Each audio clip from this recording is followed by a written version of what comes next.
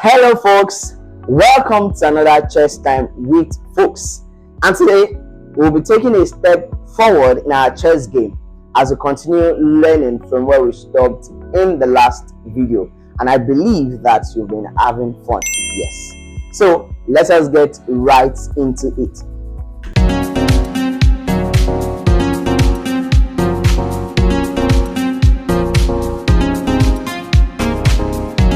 Hello once again. So in today's video we'll be looking at the queen. Remember, we've looked at the pawn, we've looked at the bishop, the knight, the rook, and today, just right about now, we'll be looking at the queen. Remember, in the earlier videos I established the fact that the queen is the strongest in the army. That means whatever army you have, the pawn, the knight, the bishop, the queen is stronger than all of them. And what do I mean? Now remember, we said that the bishop moves diagonally, right? Remember, we said hex, right? To this side, like this and like this. And we said that the rook moves any length forward, any length backward, any length to the right, and any length to the left.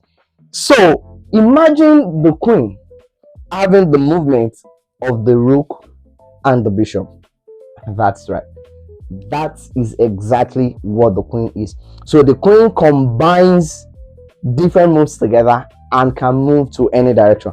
However, the queen can still not jump like the knight. I've said, just take that to the bank, that the knight is the only piece that can jump from its starting position anyway. That means this guy here, sorry, let me say this lady here, because it is the queen, right? That means this lady cannot jump from this side to this side. The queen will remain in this position unless any of these pieces moves forward. So now, how does the queen move? Remember, I've said that it combines the move of the rook and the bishop. That means, let us open up our game like this, right? And the black plays like this. It means the queen can move forward because of a specialty. That is the movement of the rook. And let us assume black plays again like this. The queen can move any length like this. And in fact, from here, it can also move any length like this. And like it is here, it can also move any length diagonally like this, and even capture this guy. But remember, this guy can equally capture because it can come downward, right? So in an actual game, you would not want to play like that. So what that means is, let me just paint a picture. Let us say our queen is here, just right at the center of the board. It can move, or let's say here, this should be the center, I believe.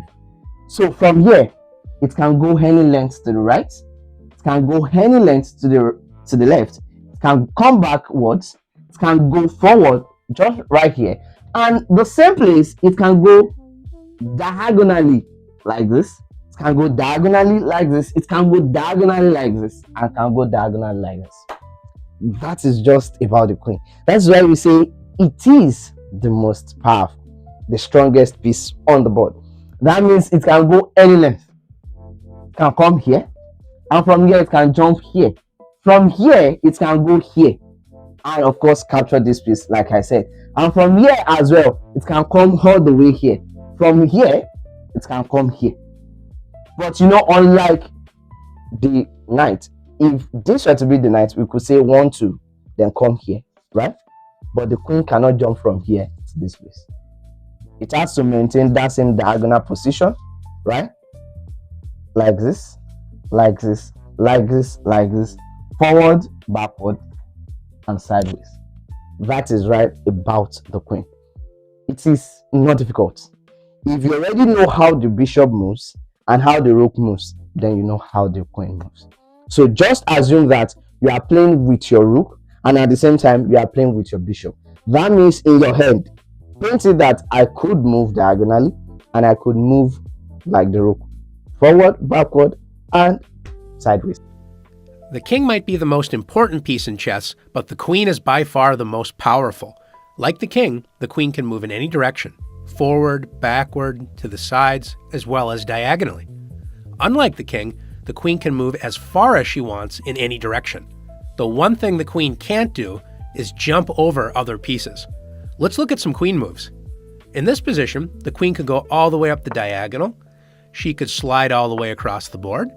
She could now move all the way down here. Or she could make some shorter moves, like here, here, and here's another queen move. Earlier, we mentioned that the queen cannot jump over other pieces. In this position, let's say the queen wants to get to this square. Notice that the king is currently in the way of the queen. So the queen would have to move to another square first, and only then, on the next turn, could the queen move here. Now that you've learned how the queen moves, it's your turn to practice moving the queen. So the queen is just right about that. Remember, you could go back to the previous videos to learn how the pawn moves, how the bishop moves, how the knight moves, how the rook moves, and now how the queen moves. They are as basic as possible, as simple as possible. Your kids can understand the same. Even you as an adult, you can equally understand. So go back to the previous videos and learn about all the pieces from scratch. And in the next video, we're looking at the most important piece in the army, which is the king. So I remain FOKS. See you in the next one.